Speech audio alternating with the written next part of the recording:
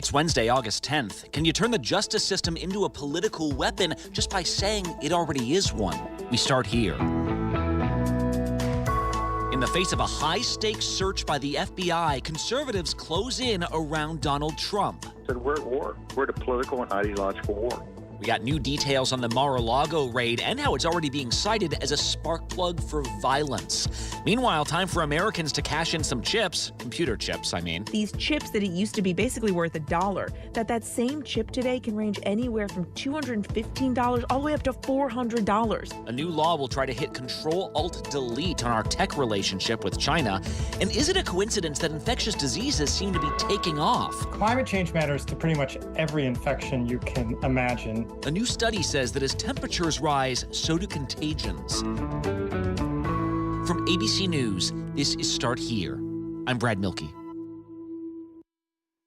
It was a jaw-dropping announcement. A former president of the United States saying FBI agents had just descended on his home in Florida to serve a search warrant.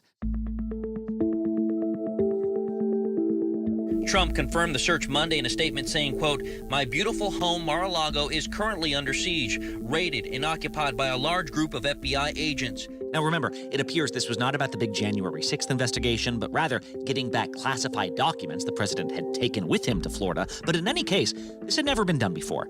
However, if there was anything more shocking about this than that, it's what came in the moments afterward. Because over the last 24 hours, allies of President Trump have responded with rage. We're at war. We're at a political and ideological war. Rage at the FBI, rage at the Department of Justice, who would have asked for the search warrant, and rage at the judge who had signed it. And in a country where we're always told that no one is above the law, here you had several high-profile elected officials saying the FBI has no business at the home of a former president, let alone a president who could still run once again. So, what is about to happen here? Some analysts have already said this moment has the potential to tear this country apart. So let's get into it with ABC's chief Washington correspondent, Jonathan Karl, who's near the Washington Mall right now. John, at this point, do we know more about how this all went down a couple days ago? Because you had FBI agents serving the search warrant.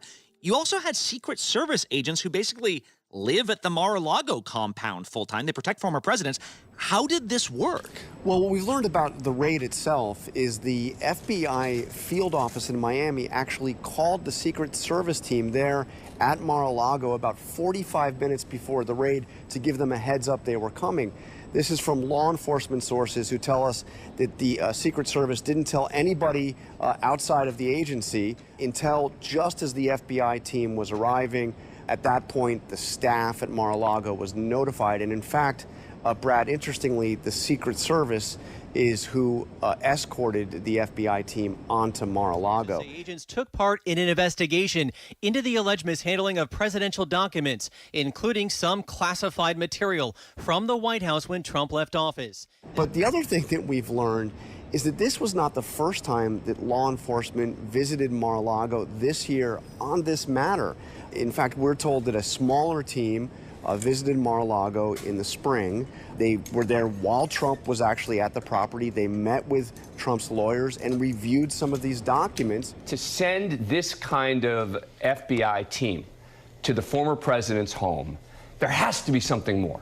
They have to know something that we don't know about yet. It was a visit that was described as cordial, although I don't know what visit from the FBI on an investigation is fully cordial, but it happened without incident. Clearly, though, investigators were not satisfied with what they were shown during that visit. And the Trumps clearly not satisfied with how this visit went down. Can you describe their reaction in Republican circles after this was announced by the former president? It's extraordinary the way Republican leaders have come out to defend Trump on this and to attack the Justice Department without having any idea of what was behind this search. An FBI raid looking for supposed classified documents is a ridiculous alibi. Doing this 90 days before an election reeks of politics. You brought up Hillary Clinton. Republicans had no issue with the FBI investigating Hillary Clinton's handling of the classified information in 2016, even just weeks before the election. So are Republicans being hypocritical at all here by blasting this search of former President Trump's residence? No, there's nothing hypocritical about it. You saw Trump's really, over-the-top statement attacking the Department of Justice on this. But the message has gone out clearly to Republicans that you need to stand up and be with Trump on this. This includes Kevin McCarthy, the Republican leader in the House, who came out and essentially threatened Garland, saying when Republicans take over the House in the midterms, that there will be hearings on this, there'll be investigations on this. He told Garland to preserve his documents and to clear his calendar. We now find that justice in America is not equal. It's determined upon whether you want to go after a political person or not. And you go after your political foes, I think that's wrong. And we've even seen some of the potential 2024 rivals to Donald Trump. Ron DeSantis in Florida attacked the FBI over this. Ron DeSantis tweeting this out in response, saying in part, quote, "The raid of Mar-a-Lago, another escalation in the weaponization of federal agencies against the regime's political opponents." By the way, Brad, it's not all Republican leaders. Mitch McConnell was asked about this. It was an event about the flooding in Kentucky, and he absolutely refused to comment. He has no comment on this whatsoever. But by and large, Republicans are standing up and supporting Trump. Well, and so if you got higher up elected Republicans saying, this is a partisan attack by the American justice system against our guy, even though they haven't even seen a search warrant or really gotten a story about the reason for the search, you got to think that's got a trickle-down effect on the rest of the base, right, John? And at this hour, analysts are seeing chatter on far-right message boards claiming this is the start of a new American civil war. They're calling for violence. The Biden administration has already expressed concern about this. So next steps, what does this mean for the American political landscape? Like, does this make it more or less likely that Donald Trump is part of the presidential conversation going forward? People close to Donald Trump, people in his circle, are saying this increases the chances that he will run for president, that he's going to take this fight into a campaign. But I'll tell you what it's meant immediately. We saw within hours of news of this raid breaking, the RNC put out a fundraising effort, raising money as a backlash against this raid, and also raise money off that anger. Well, and I think that's the bottom line, why so many observers are so concerned about this moment, because we've seen President Trump hire and fire FBI directors before and make his will known to people who are usually outside the political sphere. Here you've got elected Republicans now openly saying the FBI has become a political instrument. And so that begs the question, what would happen with federal law enforcement? How would they be used if a crime ended up being charged here or if President Trump ran for office again? Jonathan Karl, off the Washington Mall. Thank you so much. Thanks, Brad. One of the most worrisome things taking place in the world right now is this military show of force that China is making around and even above the island of Taiwan. Ever since House Speaker Nancy Pelosi visited the self-governing island, China's been sending ships and planes into its airspace, even launching test ballistic missiles nearby. It's clearly an aggressive stance, but Taiwan is only part of the reason China has become so emboldened in recent years. Its biggest strength as a nation, of course, is not its military, but its economic might, its manufacturing power. Well, yesterday, President Biden signed a new piece of legislation into law that takes direct aim at China's stranglehold on some parts of the world economy. ABC senior White House correspondent Mary Bruce is with us. Mary, this was the so-called Chips and Science Act, right? What's in it? It's a nearly $53 billion boost for American manufacturing of these very tiny but critical computer chips. They're often sort of thought of as the brain trust that helps to power everything from the cell phone in your hand right now to your car to weapons of war. This is a microchip that is critical to all of technology. The microchip is an American original. We used to lead the world in this technology, and it's time that we lead the way once again. And the problem now, as you know, if you tried to buy a lot of technology, is that there is a huge delay. And that is because of supply chain issues. We are seeing major shortages and severe price hikes here at home because these chips, which are so essential to almost all technology, have been made largely overseas. America invented the semiconductor, has been mentioned already. And this law brings it back home. It's in our economic interest, and it's in our national security interest to do so. The president and Congress, by signing this bill, are hoping that they can boost the American manufacturing of this, get these chips made here at home so that it can help bring down costs for Americans, grow jobs, and grow the U.S. economy. Yeah, can you try to help us envision what that looks like in 5 years or 10 years? Because that's when we would actually see the differences, right? This doesn't happen overnight. It doesn't. And look, the White House has said that you are seeing some companies react, and just to the news that this bill has been passed, they're announcing new investments. So Intel is going to break ground on next-gen semiconductor factories in central Ohio in early fall. So that is certainly a step forward. Micron is announcing a $40 billion investment in memory chip manufacturing, which will create up to 40,000 new jobs. But sure, this is a trickle-down effect, right? You need American manufacturers to begin making these chips that will help make them more available. And then all these other companies, all these other technology companies that rely on these chips will be able to produce more and to grow. But the impact of this is going to be huge, even if you probably won't actually see a full impact for a couple years. I started as a single founder. It was tough, but I believed in the power of my product, and I believed in the American dream. You know, I was talking yesterday at the White House to the CEO of this company called Spark Charge. He was here for the bill signing. His name is Josh Aviv, and he has this company that manufactures mobile chargers for electric cars. If we are going to ship a product, we really need to know and start buying the chips, start buying the components for that product almost 6 months to a year in advance, just to have it on the shelf for when someone wants to buy it a year from there. And he told me something that really I found astounding. He said that these chips that it used to be basically worth $1, that same chip today can range anywhere from $215 all the way up to $400. Wow. And while he used to be able to, place an order and receive the chips overnight, now it can take weeks and weeks to receive them. These are chips that are critical to these chargers that he's producing. So imagine how much uncertainty, how much frustration that creates for him and his business, not to mention the consumers that he's providing this service for. Electronics that are manufactured here in the United States, hopefully we can see the price of those electronics come down, right? And that means that the consumer will now have access to better technology at a shorter lead time. He says that having these chips made in America will be an absolute game changer. In fact, he says that his factory in Buffalo, New York will be able to double in size once they have more reliable access to these chips back, at a decent price point. Well, and so if we're talking about game changes, we were just talking about midterm elections with Jonathan Karl. Democrats had been searching for wins in recent months, right? All Biden really had to show on the Hill was COVID stimulus and like this huge infrastructure plan from last year. Well, now in the span of a few weeks, Mary, I'm looking at a gun law. I'm looking at new climate and Medicare laws. I'm looking at this thing that you're talking about. Is it an exaggeration to say this has quickly become a kind of transformational first couple of years in office? Joe Biden is having a very good run right now, right? You have seen, as you mentioned, gun laws, healthcare, tax, the biggest investment in U.S. history in fighting climate change, and now this CHIPS Act to try and boost American manufacturing of this critical technology. The president is checking off a lot of boxes and getting a lot of wins on priorities that he promised he would accomplish for the American people. Decades from now, people are going to look back at this week with all we've passed and all we've moved on, that we met the moment at this inflection point in history. A moment when we bet on ourselves, believed in ourselves, and recaptured the story, the spirit, and the soul of this nation.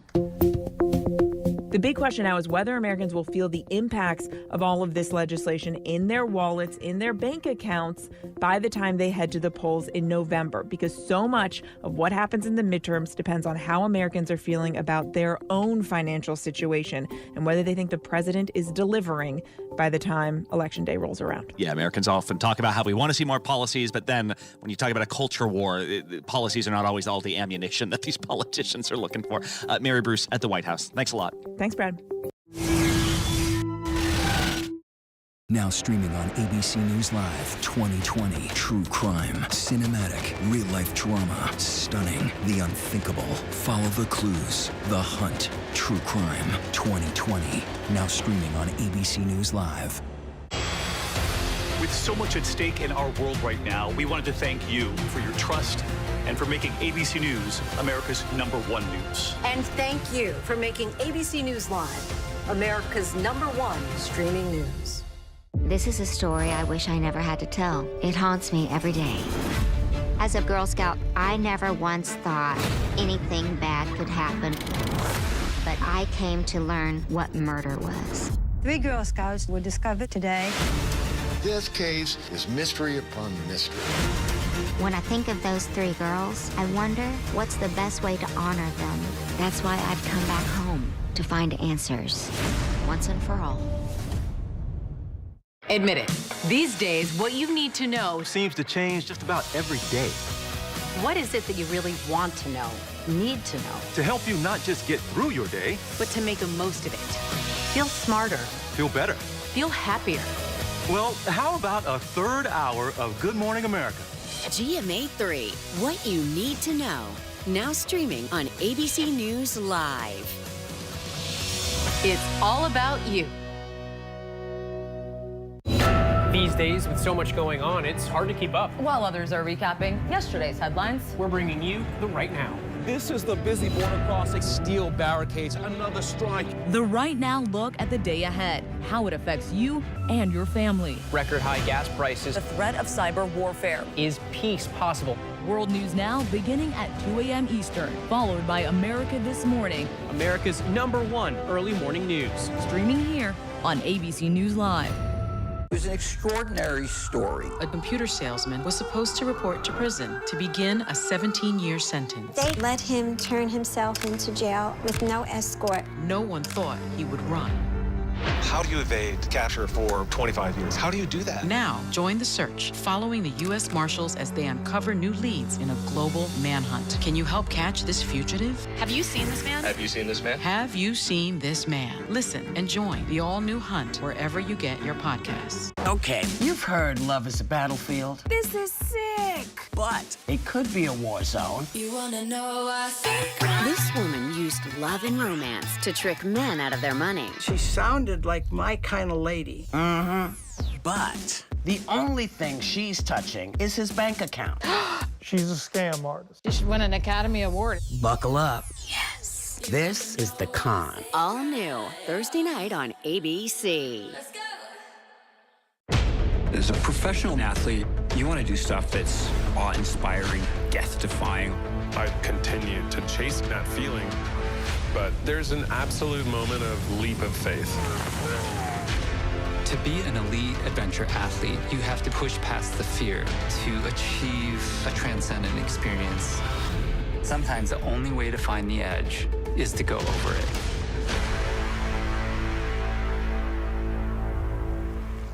ABC News, America's #1 news source. I was on a flight the other day when I saw something I haven't actually seen for a while now. A young man sat down next to me. He pulled out a sanitary wipe and he methodically wiped down all the surface in front of him. We're talking about the tray table, the armrest, the TV touchscreen in front of you, everything, which the CDC says is not really necessary to prevent the spread of COVID. But this young man wasn't sanitizing to avoid COVID. He was worried about monkeypox. Every American should take monkeypox seriously, and every American must do their part to help us beat back monkeypox. With cases per day rising from 50 to 100 to 400 a day, the White House announced a change to how the monkeypox vaccine should be administered. See, right now, it's injected underneath the skin. It also requires a pretty sizable amount of the vaccine. The thinking now is, though, if you inject it right into the skin, you don't need as much, and you can give that extra vaccine to other patients, which, great news. But if you feel like we're just battling disease after disease lately, you're not alone. A group of scientists recently published a study saying that feeling is only going to increase because of climate change. Dr. Aaron Bernstein is with Harvard University, where he runs the Climate MD program, part of the Center for Climate Health and the Global Environment at the Chan School of Public Health. Dr. Bernstein, can you just explain to me what this study found? Like, how would climate change relate to something like COVID or monkeypox? Climate change matters to pretty much every infection you can imagine that we already know about. But it's also true that it matters to things that we may have never yet seen, like COVID-19 prior to 2019. And that's because we know that diseases that are surprises, like COVID or HIV or many others, happen because usually a virus moves from an animal into a person. Well, how does that happen? Well, people obviously have to bump into animals, but also animals bumping into other animals. And what climate change does is it makes everything that can head for the hills or the poles and get out of the heat. It's like a big game of bumper cars, right? So there's animals that have never touched each other, running into each other, trying to get out of the heat. So there's really two issues here. One is how the more intense heat events affect diseases we know. And then there's how this bumper car problem might affect new things appearing in ways that we don't really want to see and have been seeing our unfair share of lately. Yeah, and I'm trying to get a sense of sort of what pathogens this would affect. And the study says it will aggravate, like, I think they said 58%. Are you saying that more than half of the viruses on Earth are basically going to get worse because of this in the coming years? They looked at all pathogens. It wasn't just viruses. The reason I meant viruses is because they're the ones that tend to be the ugly surprises like COVID-19 or HIV. But they looked at, bacteria, they looked at fungi. And again, what they wanted to answer was, does climate change look like it's going to be overall worse for the infections we know about or overall better? There's certainly some diseases, and like malaria is a good one, where malaria has been in West Africa forever. I mean, it's been there so long that the human genome has evolved to cope with the parasites, but it's going to get so warm in West Africa in this century, we expect that malaria is actually going to decrease in incidence because it's too hot. Wow. For the mosquitoes. So there are some diseases like that where we think that climate change is probably going to make them, at least in local situations, less likely. But on balance, what they found is that the majority of things we know are likely to get worse, either because it's going to get wetter, and that allows, heavy downpours of rain are a major risk for outbreaks of waterborne diseases, particularly for people who get water from wells, which is almost all of the rural U.S. and a lot of the rest of the world. Heat in particular, as we talked about, isn't just an issue for animals bumping into each other and viruses spilling over.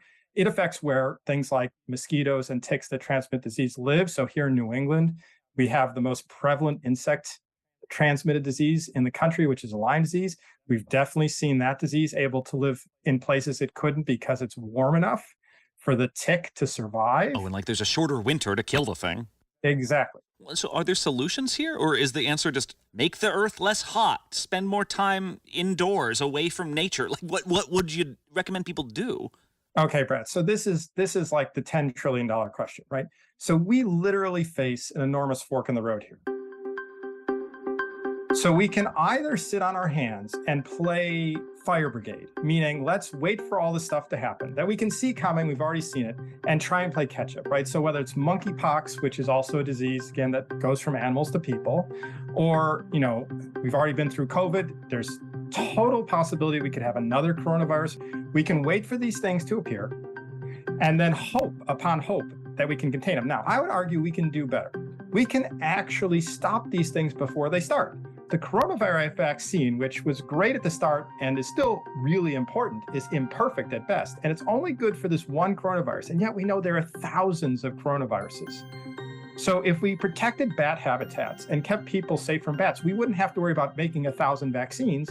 And poor countries are the ones who are least likely to get access to those things first, where these diseases often erupt. And so there's all these components of equity to really trying to address spillover at its source rather than the fire brigade approach. So there's no question in my mind that we're always going to need vaccines, tests, and drugs. Like we're never going to prevent all diseases from emerging, but we shouldn't do that in isolation. It would be like trying to deal with climate change only by building seawalls and, cooling centers and not dealing with the fossil fuels that drive it. Really interesting. All right, that is Dr. Aaron Bernstein from Harvard's Chan School of Public Health, leading the Sea Change program. Thank you so much. Thank you, Brad. And one last thing.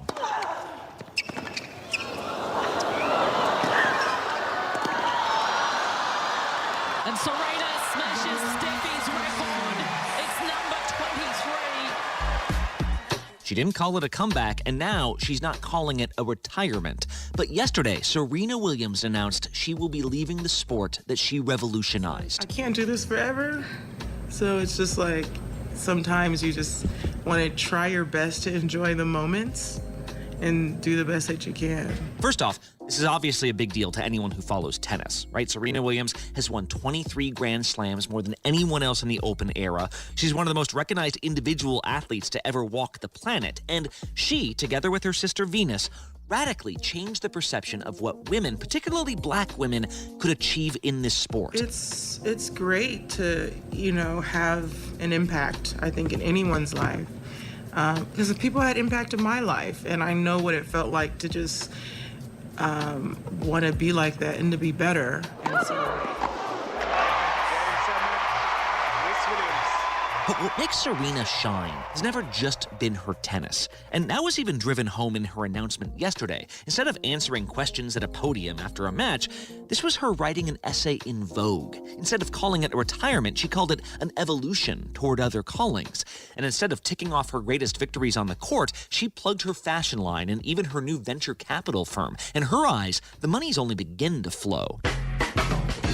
And perhaps the most unusual part of her goodbye to the sport is that it's not all just tearful thank yous. This is not someone who wants to go. In fact, she openly says if she were a man, she might not have had to. She could have faced fewer expectations in raising her kids. She could have trained more. She could have Tom Brady'd this, she says. When you're a mom, you overcome so much just to become that and to be that. And then I feel like, you know, age is really how you feel mentally and how your body is doing and how you physically are able to keep up. But at 41, even as a millionaire, Serena is having conversations that are familiar to many working moms. She's thinking about having more children and says to be elite at any job, she's got to be 2 feet in or 2 feet out. I don't know, I'm getting closer to the light, so that's... Yeah, so that's like, lately that's been it for me. I can't wait to get to that light. I know you're joking, but can you... I'm not joking. It appears her final event will be the U.S. Open later this month. And since this announcement yesterday, they have sold thousands more tickets in Flushing, Queens, all from people who want to get one last peek at a star you could see coming from a mile away.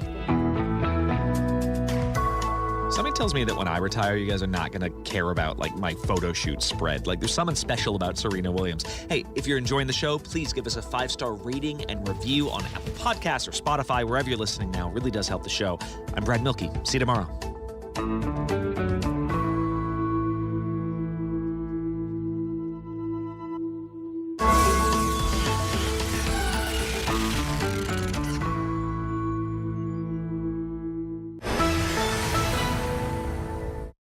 This is ABC News Live.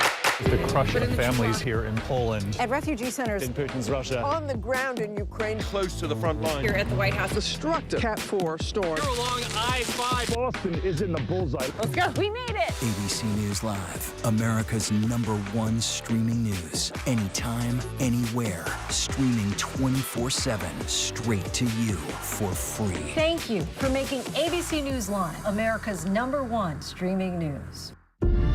All she wanted to do was help people, and y'all took that from us. I started to think about how it's possible that really well-intended people can be doing racist things. We have the highest maternal morbidity rate of all industrialized nations. Every injustice in our society shows up in maternal health. Our healthcare system was built on a legacy of systemic racism. When black mothers die, there's a ripple effect. We call it aftershock. Okay, now, I love me some GMA so much. Time for me to do, well, a little GMA-ish promo. Ready? GMA 7A every day. Boom, boom, boom. Bring your friends. Yes, now we're talking. That's how you start the day with Robin, George, Michael, and GMA. Starting sharp at 7A every day. So go on. Just say, Good morning, America. Good morning, America. You know it's America's #1 morning show, people. Bring your friends. Right now, with so much at stake, Sunday mornings, this is the place. Taking on the tough questions with straightforward reporting. Thank you for making ABC's This Week with George the #1 Sunday morning news show versus the competition. Welcome to This Week. He thought he was God. He's now one of the most vilified men in the world. He is the everyman. Zelensky is the Tom Hanks of Ukraine. The fact that a little nice Jewish boy is 5'7" is showing up this KGB agent in the Kremlin. What do you say to Americans who see Russia and you not only as a rival, but an unfriendly adversary? 2 men at war. Which Vladimir will take over. The world is not going to be the same. We're honored. ABC News Live, nominated for 5 Emmy Awards for Excellence, the only streaming news receiving any nominations. Thank you for the honor 5 times over. And thank you for making ABC News Live America's #1 streaming news. Okay, you've heard love is a battlefield. This is